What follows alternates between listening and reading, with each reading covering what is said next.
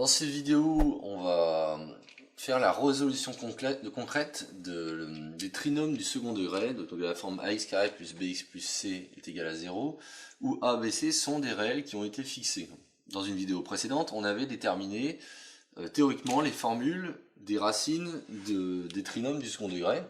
Donc voilà, l'objectif c'est d'appliquer, de regarder sur des cas concrets, de regarder ce qui se passe, quoi. Donc j'ai pris ici trois choix de polynômes différents dont on va décliner les différentes étapes, c'est-à-dire déterminer le delta, ce qu'on appelle le discriminant, qui vaut b carré moins 4ac, en déduire les racines grâce aux formules qu'on a déterminées dans la précédente vidéo, et enfin on regardera comment le polynôme peut se factoriser grâce à ces racines.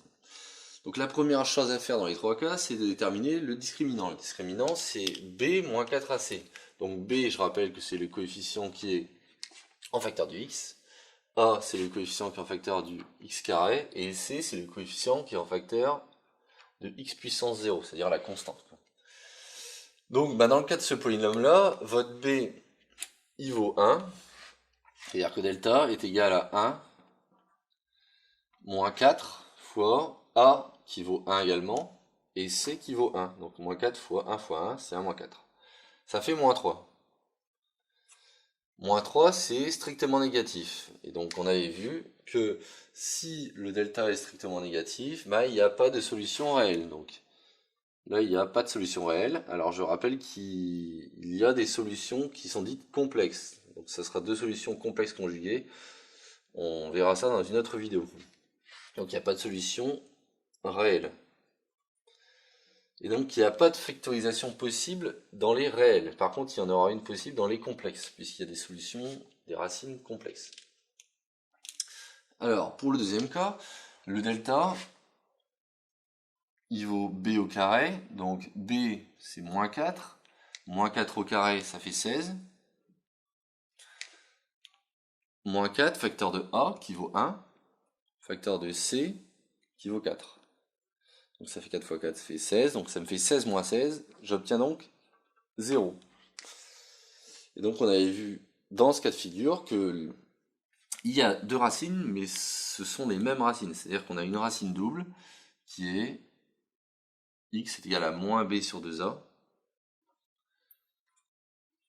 Donc moins b sur 2a, sachant que b c'est moins 4, donc ça fait moins 4 sur 2a, c'est-à-dire 2 fois 1. Ça fait 4 sur 2, ça fait 2. Voilà, donc on remplira cette case ultérieurement. Je vais commencer par traiter le troisième trinôme. Donc le delta pour le troisième trinôme, il vaut b carré. B carré c'est moins 12 au carré. Moins 12 au carré c'est 144. Auquel je retranche 4. Facteur de a. A qui vaut 2. Facteur de c qui vaut 10. Donc ça fait 144 moins 80. Ce qui fait 64. Ainsi, on peut déterminer les racines, donc c'est strictement positif, donc il y a deux racines qui sont distinctes, c'est-à-dire la première racine, ça sera donc x est égal à moins b plus racine de delta sur 2a, et la seconde racine, ça sera moins b moins racine de delta sur 2a. Donc il ne reste plus qu'à remplacer. Alors b, on a vu que c'était moins 12, donc ça fait moins 12, il me reste donc 12. Racine de delta, c'est racine de 64, ça fait 8, donc 12 plus 8, sur 2a, c'est-à-dire 2 fois 2, c'est-à-dire 4. En bas, ça me fait 12 moins 8 sur 4.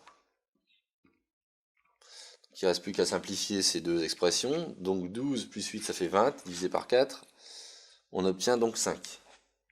Pour ce qui est de la seconde racine, 12 moins 8, ça fait 4, divisé par 4, on obtient donc 1. Et donc on a déterminé toutes les solutions donc, à nos trois trinômes. C'est-à-dire qu'il n'y en a pas ici, il y en a une double, c'est-à-dire qu'il y a les solutions deux fois, et on en a deux qui sont distinctes ici.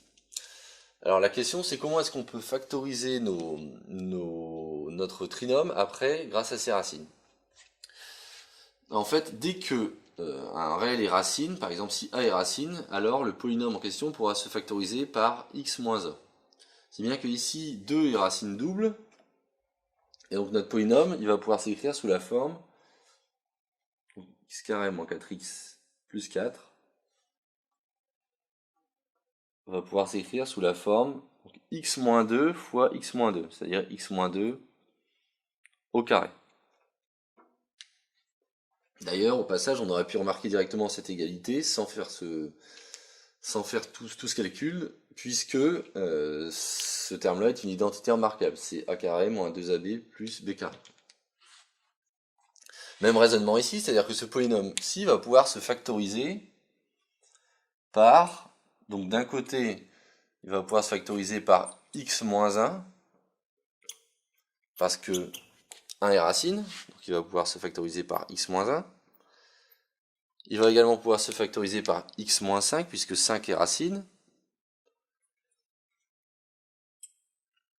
Mais là, c'est pas tout, il faut faire attention, parce que